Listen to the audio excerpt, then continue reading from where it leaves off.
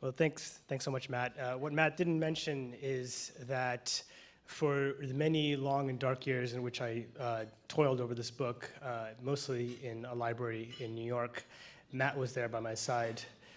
Even when there was moments where I thought I wouldn't complete it, Matt was the one who inspired me, just as he continues to inspire me with his journalism and his courage.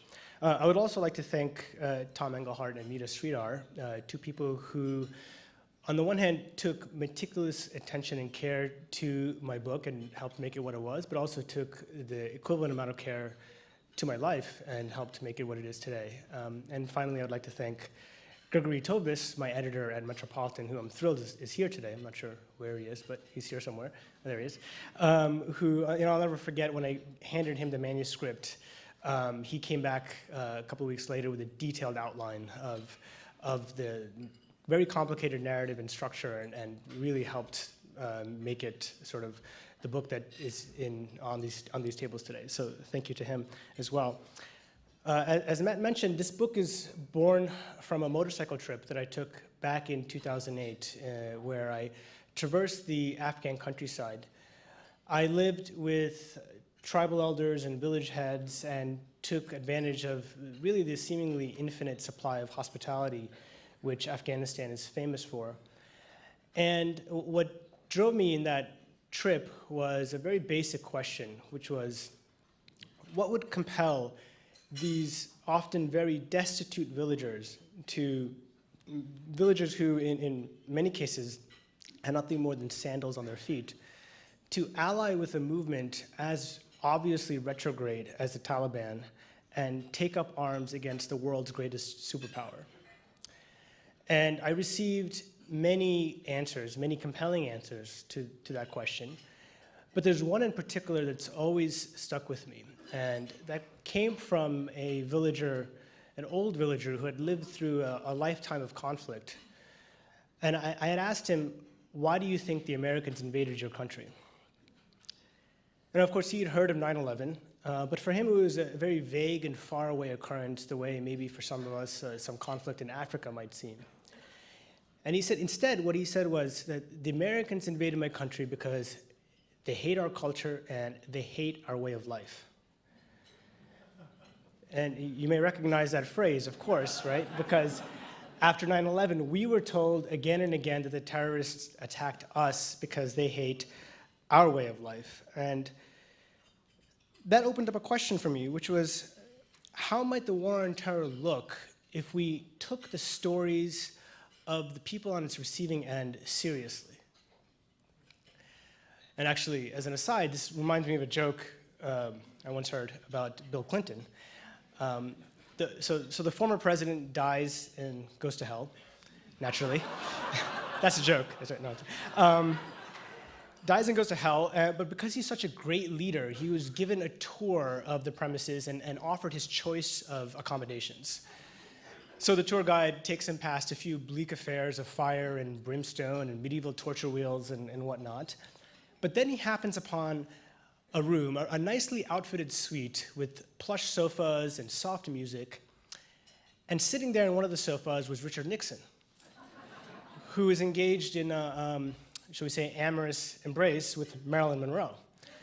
So of course Clinton sees this and he says, well, I wouldn't mind being in this room at all. To which his tour guide says, well, certainly, Mr. President, but you should know that this is not a room in hell for Richard Nixon, but for Marilyn Monroe.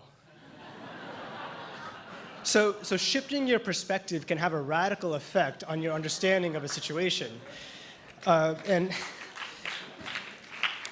in Afghanistan, taking seriously the viewpoint of Afghan villagers means that the mythologies that we've built up about the war on terror immediately come tumbling down.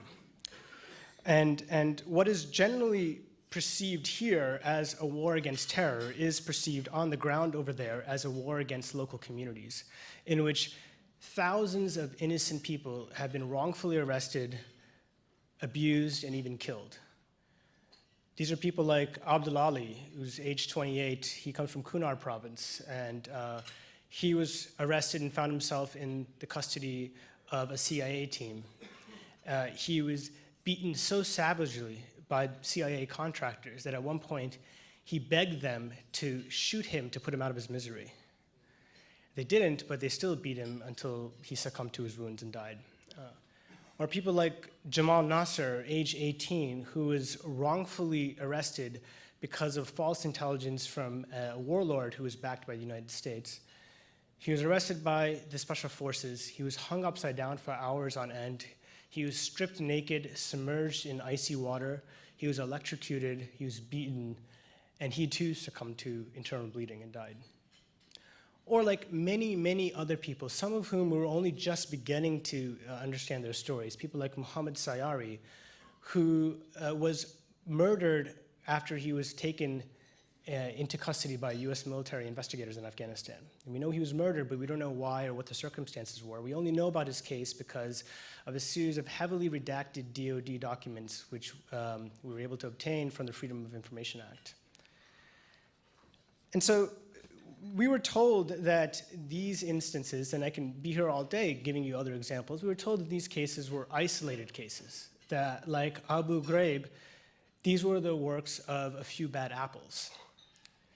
But in fact, the history of the Afghan war in the last 14 years is a history in part of hundreds of little Abu Ghraibs all across the country, which poses the question, how many bad apples do we need to see before we recognize that there's a problem with the tree itself?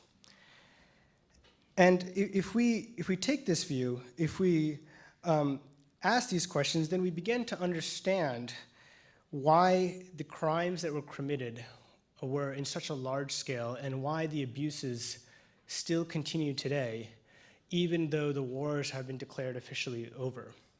So in Iraq and Afghanistan today, where most US troops have departed, we've in fact outsourced the coercive logic of the war on terror to a series of local proxies. In Iraq, these would be Shia militias. In Afghanistan, these would be a series of local strongmen who are effectively fighting America's war on America's behalf. So for example, in Kandahar province, one of the methods of torture that was in vogue fairly recently by US-created and backed strongmen was the application of power drills into the skulls of people who are accused of being so-called terrorists. And this is where I and many other journalists are profoundly indebted to the life and legacy of Ron Ridenour. And as people here, I'm sure, know, of course, he was famous for his letter exposing the My Lai massacre. But what people may not know is that throughout his life, he was also somebody who consistently drew attention to the fact that abuse, this type of abuse, was systematic, it was pervasive, and it was deeply characteristic of the American system of global power. It's something that he called the perpetual war.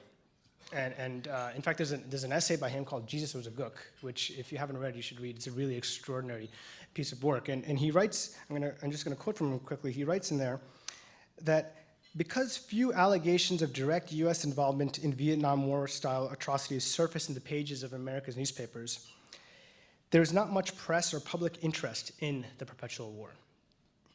The US is nevertheless still orchestrating the slaughter of gooks throughout the world. Massacres, assassinations, disappeared ones, the forced relocation of rural poor, government secure zones, death squads, the torture of innocents, the labeling of any and all opposition as terrorists. All of that has a familiar ring. We provide the money, the guns, the strategy, and plenty of on-the-scene advisors to our friends, the good gooks. And they, in turn, steal most of the money, do the dirty work on the bad gooks, and if someone gets caught, they take all the blame. Now, he was writing about the 1980s, the Contra Wars and the drug wars in Central America and elsewhere. But when I read this, I couldn't help but think how closely this describes the current American proxy wars in Iraq and Afghanistan today. And if that's true, then there's, I think, a particular urgency in his words today, and where today so much of the dirty work is being done by corrupt regimes and drone strikes and informal militias who are either allied with or drawing funding from the United States. So if we don't take this legacy seriously, I'm afraid that these crimes will continue to remain buried. And that's why I find Ron Ridenour's work so inspiring and why I find his message so necessary. So I thank the Fartel Foundation and the Nation Institute for allowing me to get to know him through his work and for this wonderful and humbling award. Thank you very much.